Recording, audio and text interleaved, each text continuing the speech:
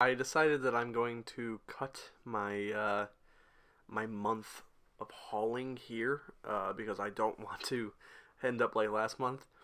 Um, so I'm cutting the month a little bit early, but hey, better for my wallet, right? Um, I'm gonna start. I'm just gonna start off. Infernal Affairs. I got this from eBay. I am a little bit disappointed with this because on the eBay description it said it was a Blu-ray. This is not a Blu-ray. This is a DVD. I'm not sure because it says on the back that it's 1080. It's a 1920 by 1080. I don't know. But whatever. Uh, hey, if I can watch a movie, whatever. I'm not. I'm trying in my life now to not be a Blu-ray snob, or especially not a 4K snob because this format's probably not going to be around much longer. By the rate that people like Disney are trying to kill it, actively apparently trying to kill it.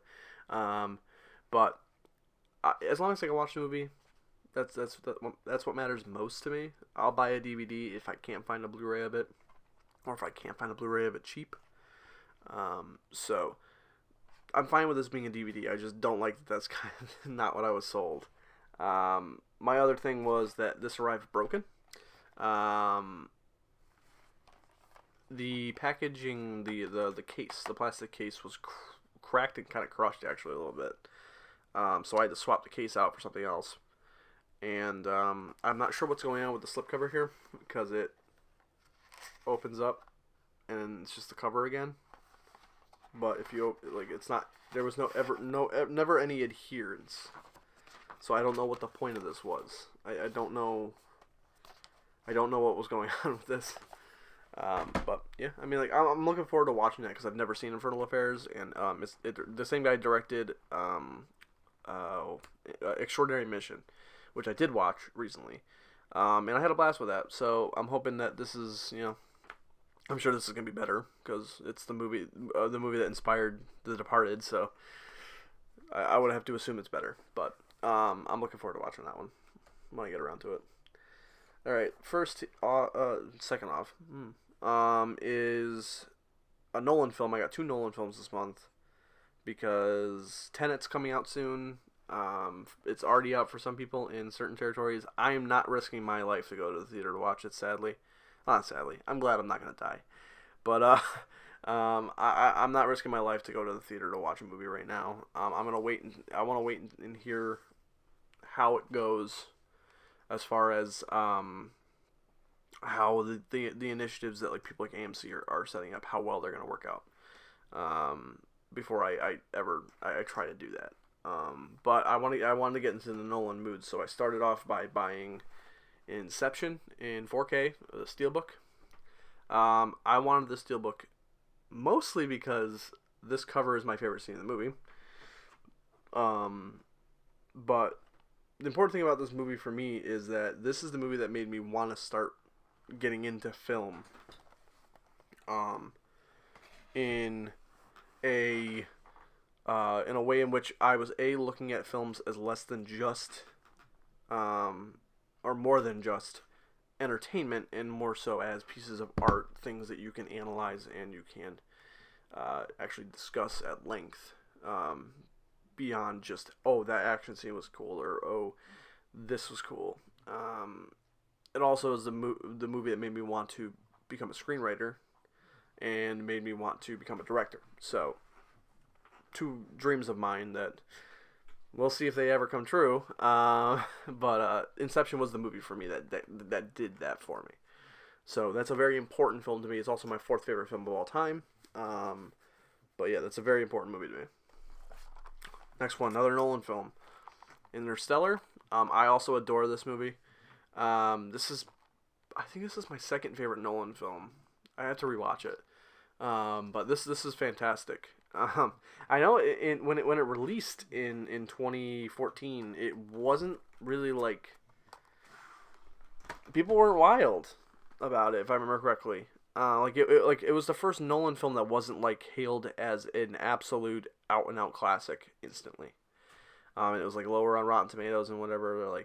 Some people were like, oh, it's too long, or it's I don't know. I never saw the movie at the time, so I didn't really get into the discourse about it because it was a movie I wanted to watch. But I watched it much later on in my life. Not much later on. It was probably 2017 or 2018. I finally watched it.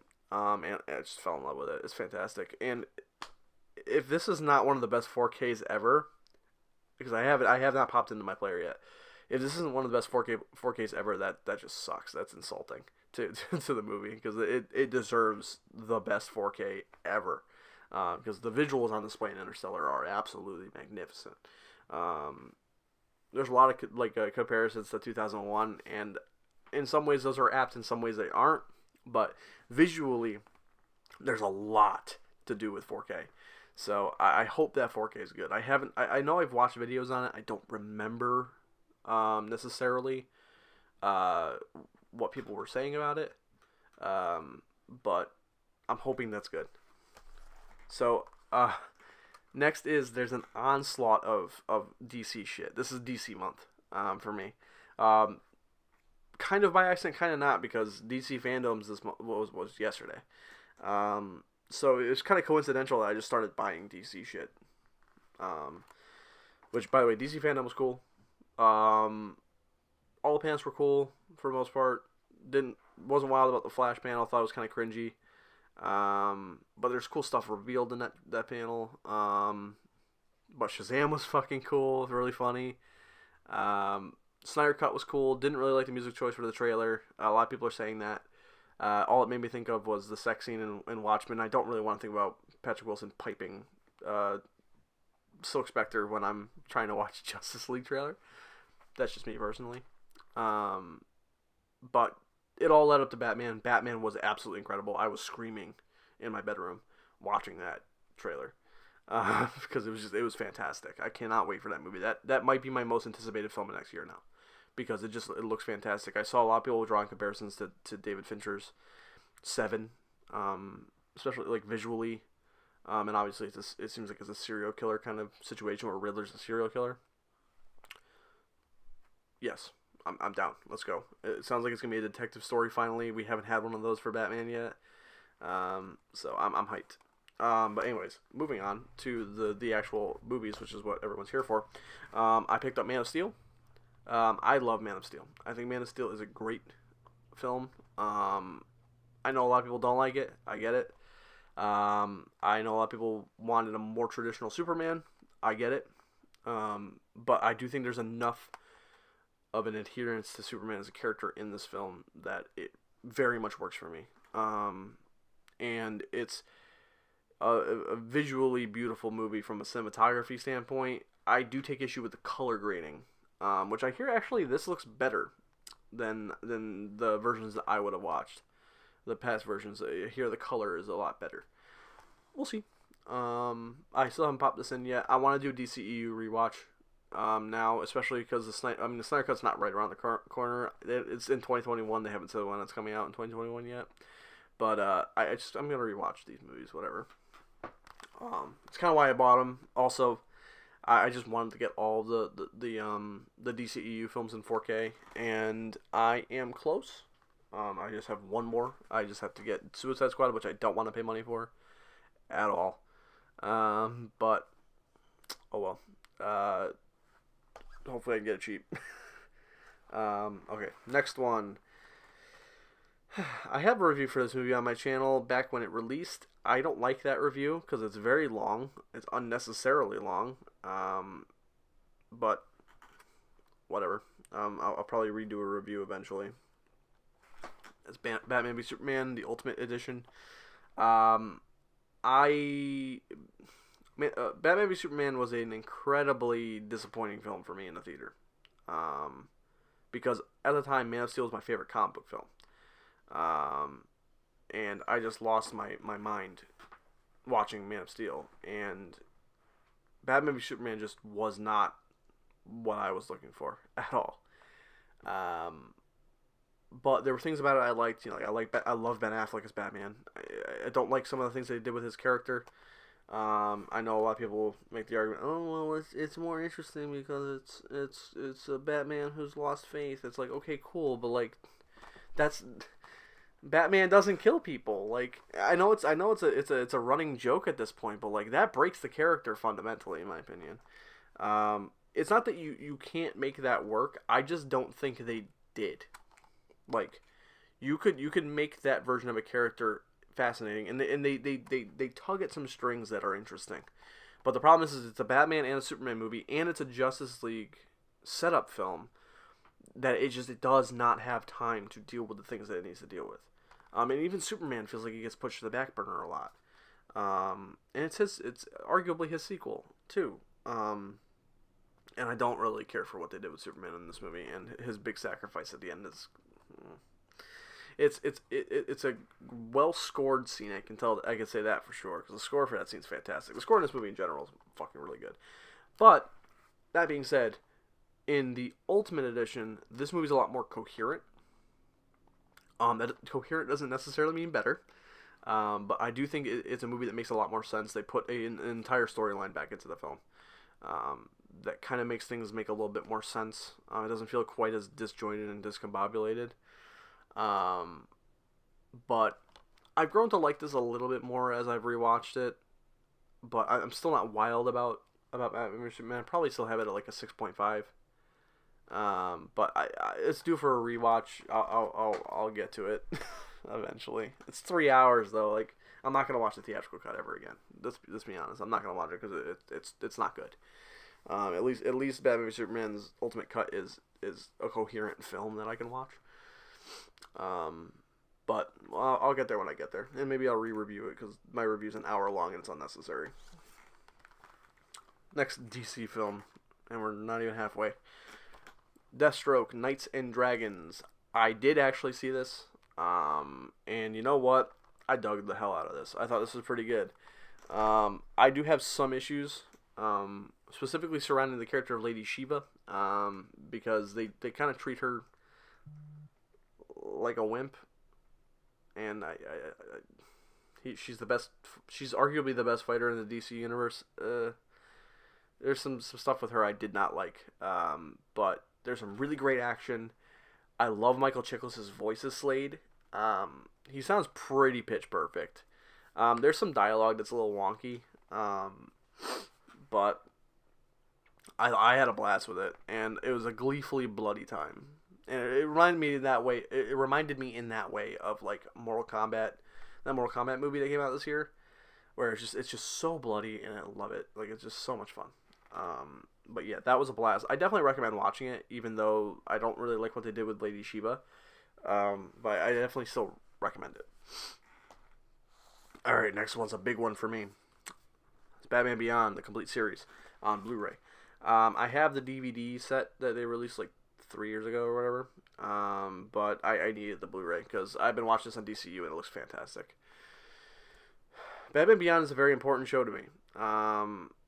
Arguably, it's what made me a DC fan, funnily enough. When I was a child, I had the VHS copy. I think I still have it around here somewhere. I had the VHS copy of Batman Beyond the movie, which is the first 2 episodes edited together into a movie. And I ran that tape out. Like, it doesn't work anymore. It keeps tracking. Like, it can't read very well anymore. So, I love Batman Beyond. And to me, Terry McGinnis has been my Batman. Like, he's just my Batman. He's my boy. I love Terry McGinnis. And Batman Beyond Return of the Joker, which is included in the set, is my favorite animated film, period. So I have a lot of... I'm a very big fan of Batman Beyond, and I'm so happy to have this in HD finally. The show is so fucking good, and if you have not seen it yet, please watch it. Subscribe to DC Universe, even if it's for a month or whatever, just so you can watch this, because it's fucking good. Or buy the set, because it goes on sale every once in a while on Amazon. Definitely check that out. All right, so the next thing I have not seen this. It's a big one, and a lot of people love it, and it just got a bunch of Emmy nominations, and I haven't seen it still, and I feel like an idiot, and that's Watchmen. I love Watchmen. The graphic novel. I mean, it's a lukewarm take. Oh boy, one of the best, if not the best, graphic novels of all time. Ooh, I like it. Okay, cool. You and everybody else, sure. But I love that comic a lot. And I also love the movie by loves a strong word. I really like the movie by Zack Snyder a lot. I think that's about as far as we're gonna get as far as a adaptation of the source material. I don't think anybody is gonna try to make another Watchmen film. I don't think they should make another Watchmen film. Just don't. But I've heard nothing but amazing things about this. And I'm not gonna lie, I wasn't like really wild about it when they announced it, and when the initial like marketing started. I was like, okay, what the fuck is this supposed to be? And then they released a full trailer. I think it was at a Comic-Con. I'm like, okay, that looks really cool. So give me that now. And I just have not watched it yet. I don't know why I haven't watched it. But I'm looking forward to watching this because there are things you can totally do with Watchmen. They even tried to do that whole before Watchmen thing, which I hear works and doesn't work. Some of the stories are good, some of them are not as great. But this is post Watchmen. This is post the original story. And I'm excited with the possibilities there. And also, Jeremy Irons is Ozymandias, bro. That's so cool. Yeah, so I'm really excited for that. To watch that. I just gotta sit down and dedicate the time to it. I have a problem with dedicating time for TV shows, which is funny considering the next 4 TV shows. But I've seen 2 of them, so it's okay. Alright, so next on the DC docket is Titans. I have seen this. I watched this season as it aired. And let me tell you what. When they showed the first trailer for this, I and a lot of people thought this looked terrible. And I mean fucking awful. The whole fuck Batman thing, all that shit. Was not wild about it. But, trailer's a trailer. The show or movie could totally prove you otherwise. And the show definitely delivered for me. It's not a comic accurate representation of the Titans. It's not. If you're looking for that, you're going to hate this. And I mean hate it. But as a film that explores characters that have psychological issues and are broken people who come together and fix each other together, I think this really works. And I love all the cast. I think everybody's fantastic. They have great chemistry with each other. One of my biggest issues with this season, though, for me was I didn't like the direction of the action. The action felt very early TV, very early, like 2000s TV, very like hyper edited. There's some sequences that were better than others. Like some of them were okay, but a lot of them were a little bit janky. Also, I had problems with Robin in this.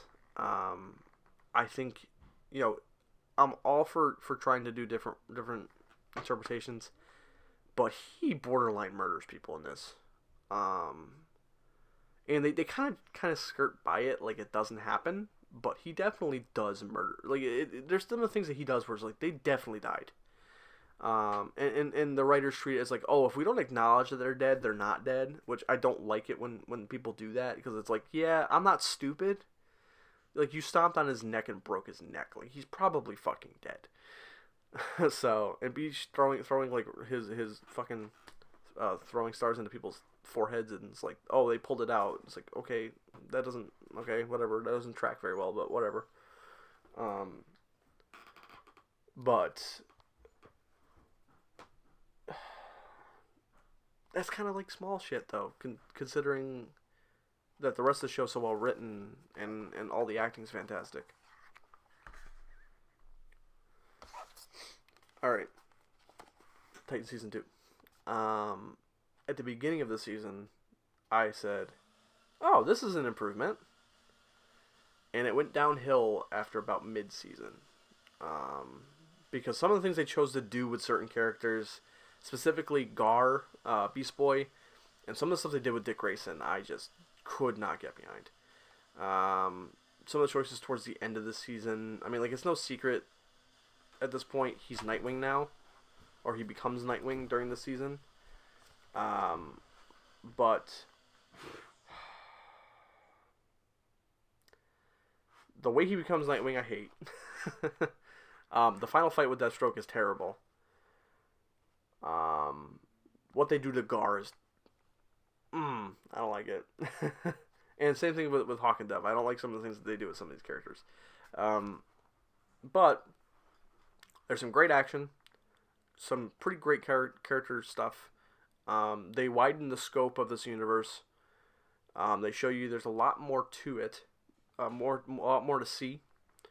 And they just teased yesterday with Titans that we're getting Red Hood and we're getting Batgirl and all that stuff. And it's like, I don't know how I feel about that because Jason's still pretty young.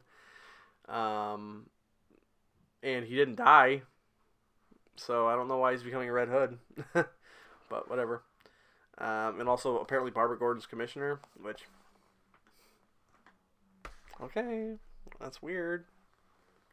It's not weird in Batman Beyond, but it's kind of weird in this. But yeah, Titan Season 2, it's not terrible.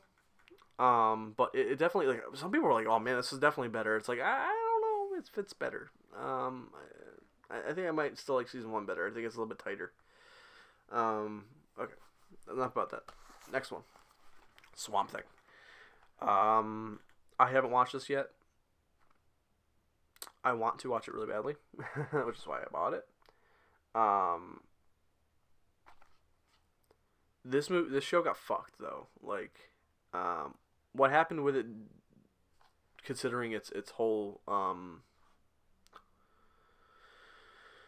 the debacle that happened in I think it was in Georgia, where there was like the paperwork just didn't line up, and they wound up paying way more for this than they were supposed to, and then they canceled the show, and the show was such a critical success, and fans who watch it thought it was great.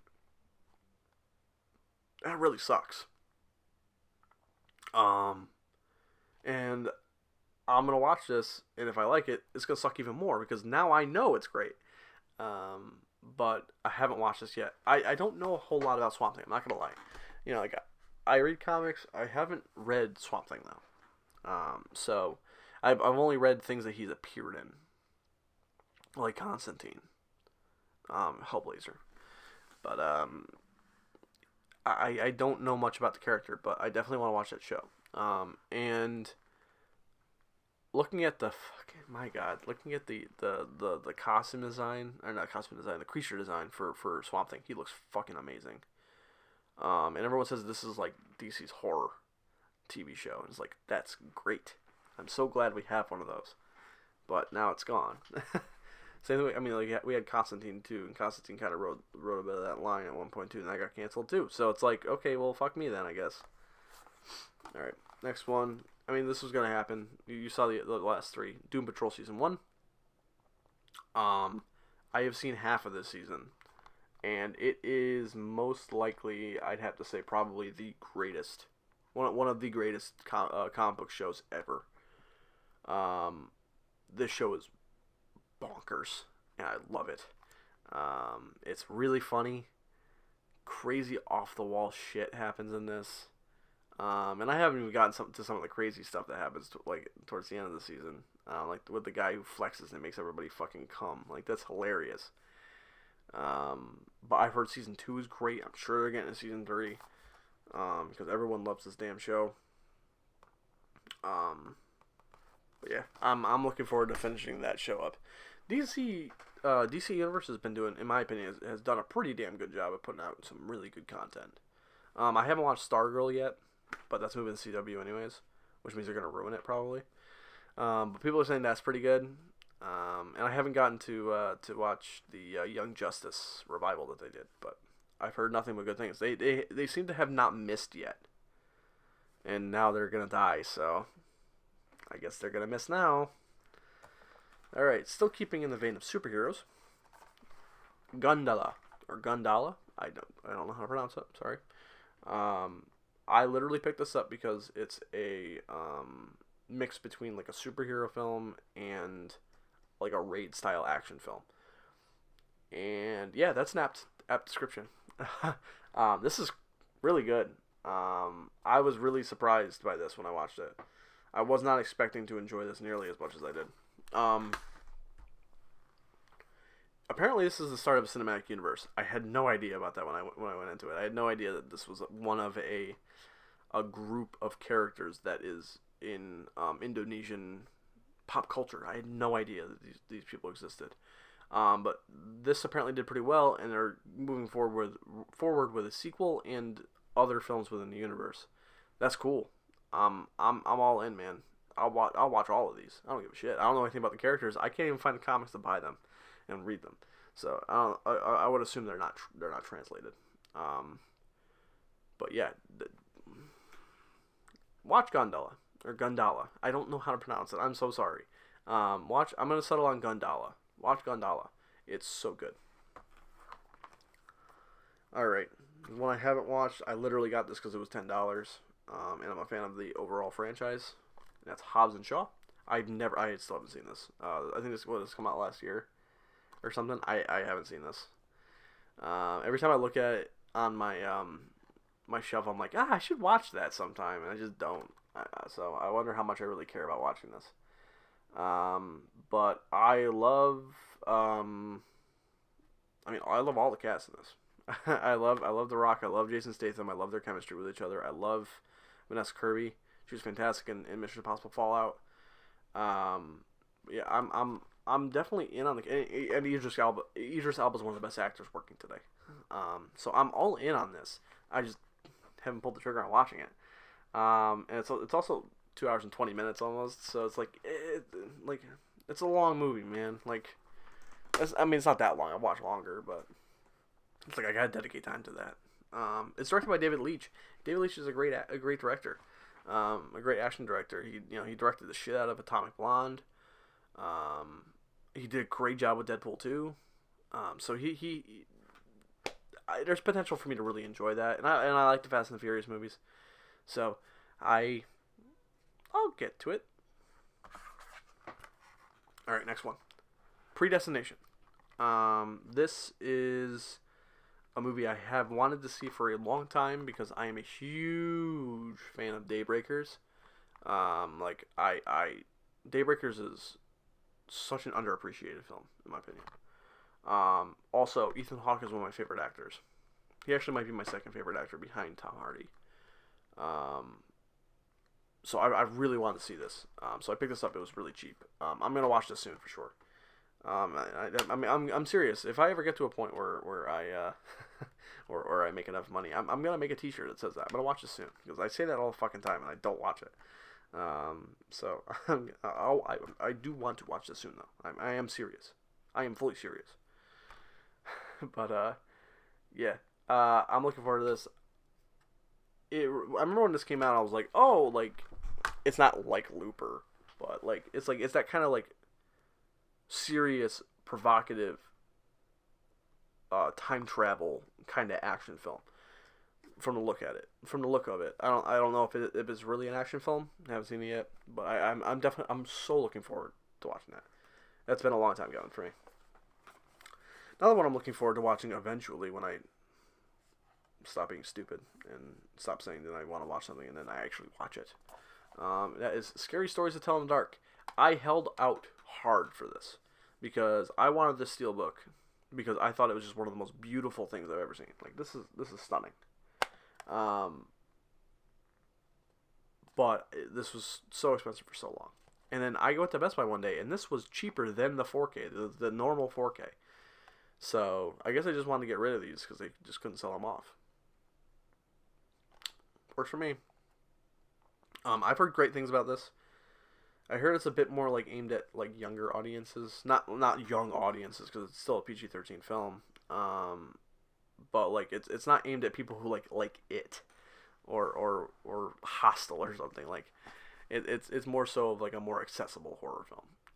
But I remember watching the trailers and being like, wow, this looks really good. And it's got Guillermo del Toro behind it from a producing standpoint, and the creature design looks fantastic. So I'm definitely gonna.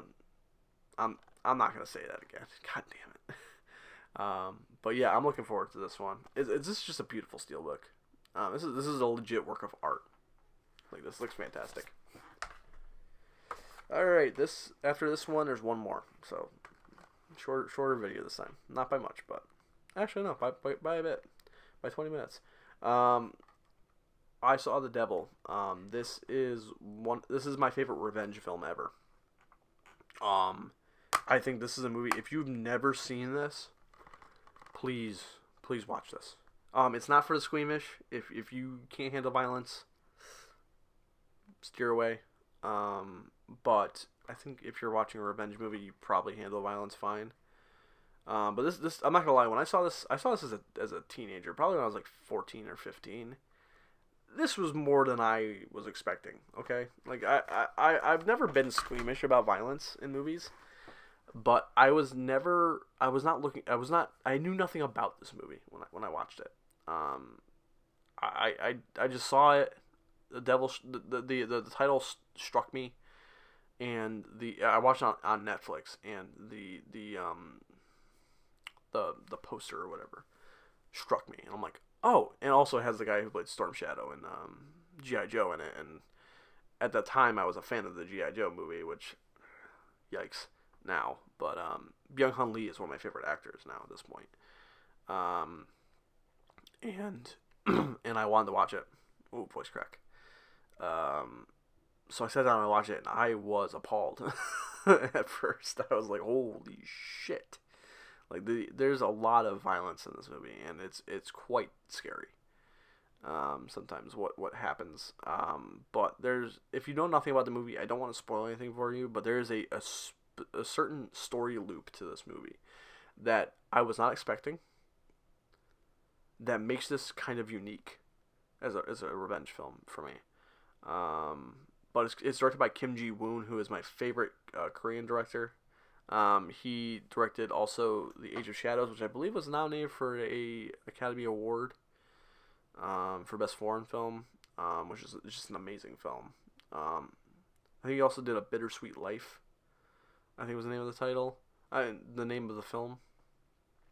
He also did movies like The Good, the Bad, and the Weird, which a lot of people really love, which I haven't seen yet.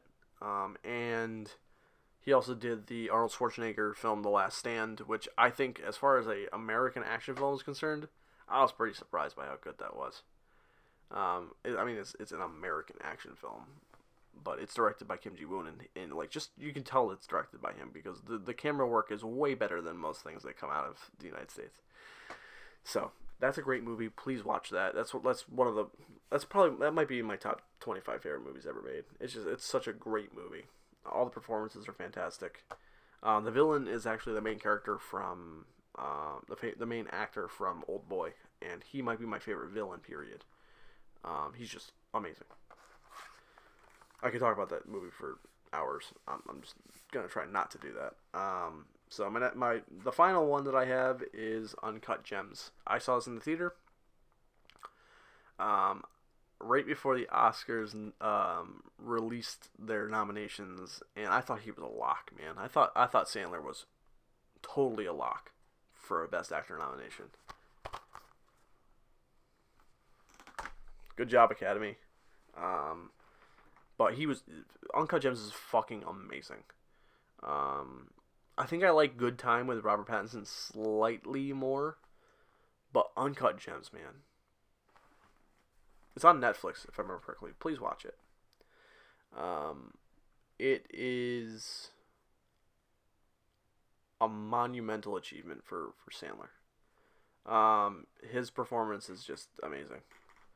And the sense of just constant anxiety, man. It's constantly ramping up tension. And the main character just keeps making bad decisions, and it just gets worse. It gets worse. And then when you think he's pulling himself out of it, it gets worse. It's just like, oh my god, man. Like, it was a very, very difficult movie going experience for me. Because it made me like want to die. But yep, that's it. That's it for the month. I'm done. I'm gonna try not to buy anything else, because that's just That's enough, man. That's more than enough. So, let me know in the comments what you guys picked up this month. Um, and I'll see you next month. By next month's video, I might be in a different place. This will visually look different, which will be exciting. So, yeah, everyone have a good day. Everyone stay nerdy.